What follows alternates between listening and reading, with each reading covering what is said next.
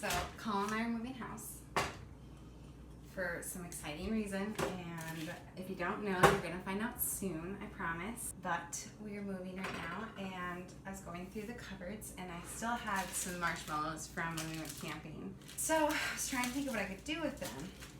No, I wasn't even trying. I didn't have to try hard at all. My mom used to make these, not often, but enough for me to remember. I have fond memories about it. My mom would make these things called magic marshmallows? No, magic cinnamon rolls? Magic, something magic. Magic was in the title. And all it was a canister of Pillsbury, I guess it's supposed to be crescent rolls, but I got flaky layer biscuits because, yes, melted butter, sugar, cinnamon, and some flour. So I'm just gonna show you that process because why not? Sometimes it's fun just to be silly. Just melting some butter, blowing up my microwave.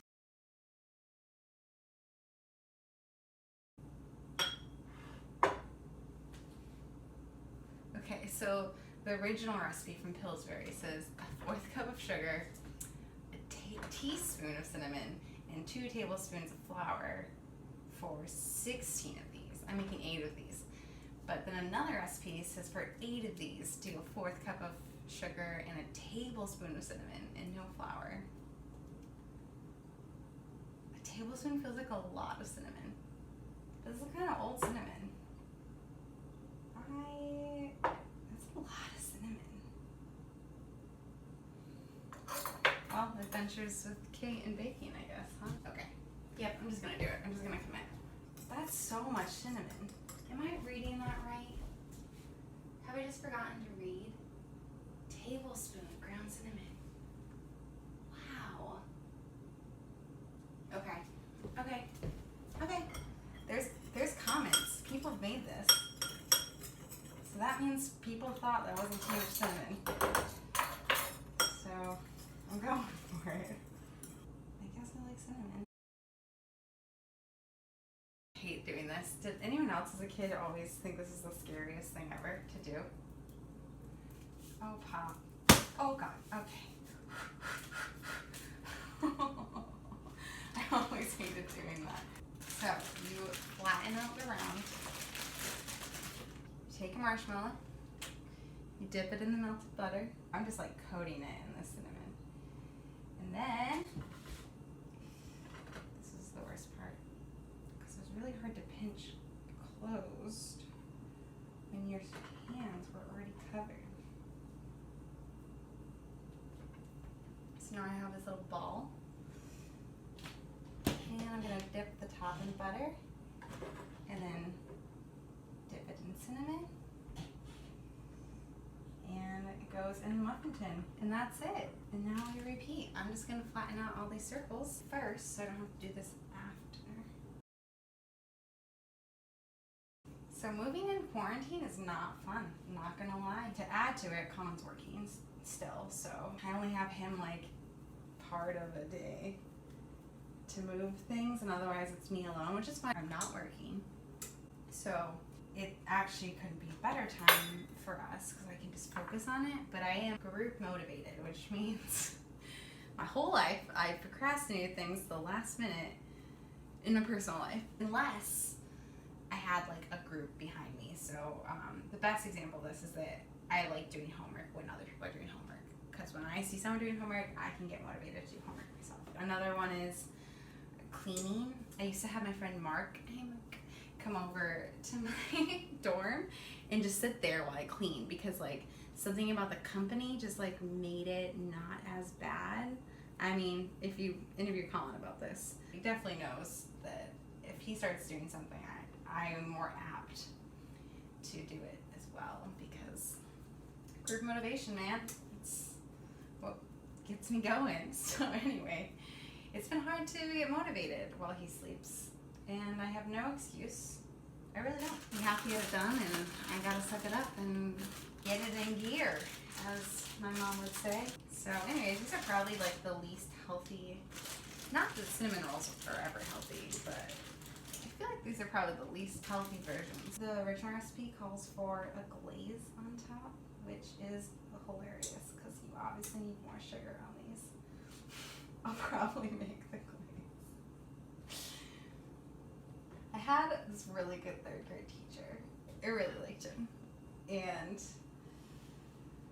I think something got stolen. It must have been my birthday.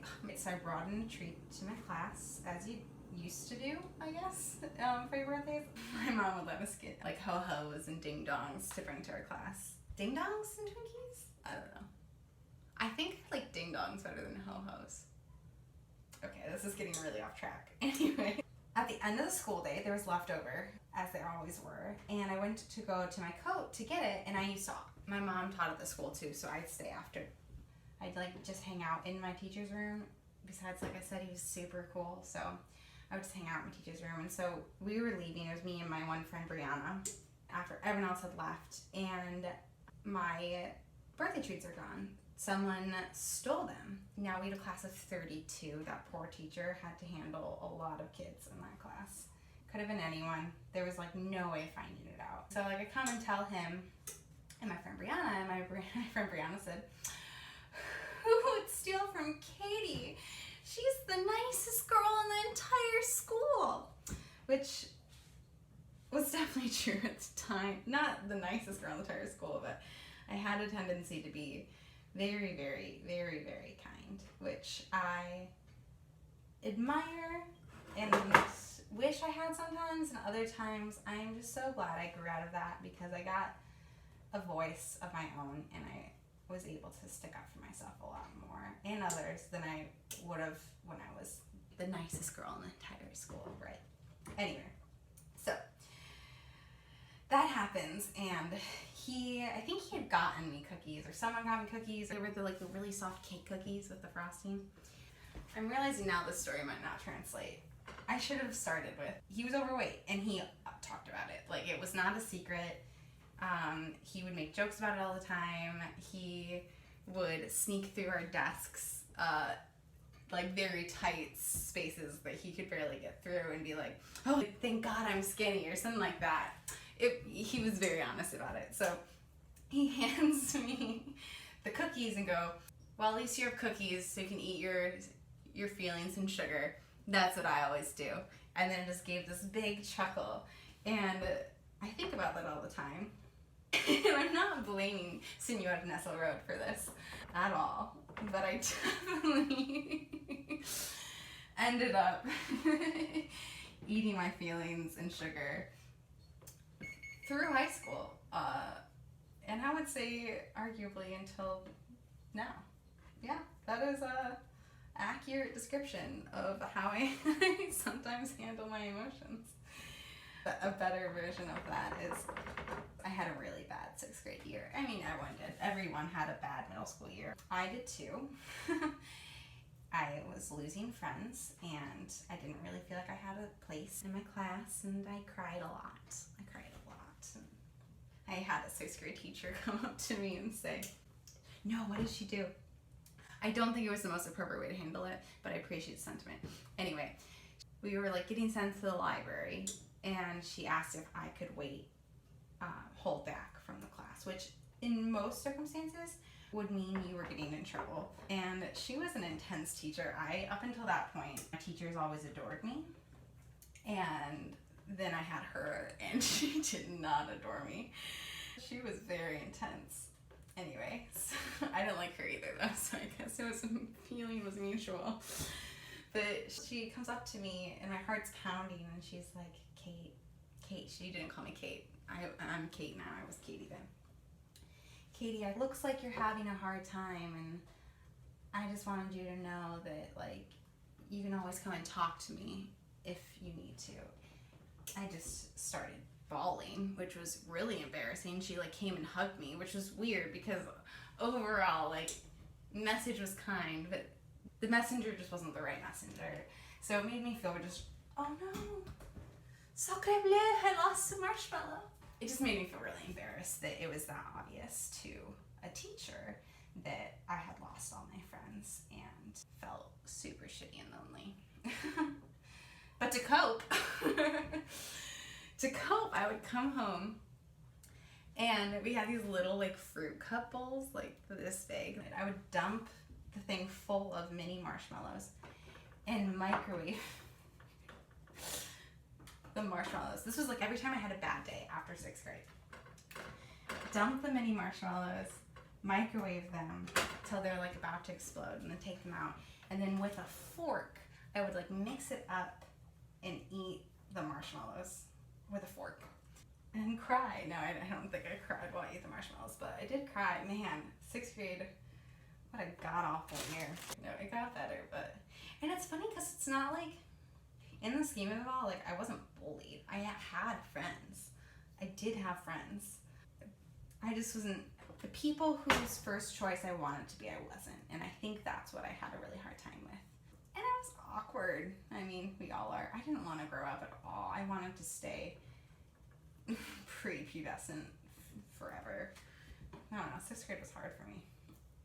Man, what a bad year. What a bad year. Okay, so on that happy light note, we are done. This is it, ladies and gentlemen. These are the Magic Marshmallow Crescent Rolls, I think is what they're called. Yeah, 2 tablespoons is plenty.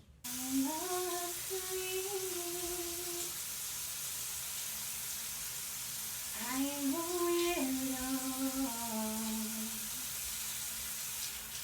What the hell am I doing here? I don't belong here. And in the oven at 375. Okay, in the oven for, I'll do 12 to start. Okay. And I will show you what they look like done. Here they are. I did decide to make a glaze because, again, you can't have too much sugar in this, right? The glaze is just some whole milk, some powdered sugar, and then I used the leftover bits of the sugar and cinnamon that was in the bowl already. So it's a little grainy, but you won't notice when you're eating that. So, hope you're all well and you're doing well. One last update, guys. I totally had one of these already before I put frosting on it to decide if it needed frosting. And I'm having a really hard time not deciding I should eat another one to confirm that the frosting is phenomenal, which I'm sure it is. So I'm really, really trying to have some restraint here, but holy shit, they look good. Oh my god. Okay, well, good luck if you do make these. Not eating them all in one sitting. Bye.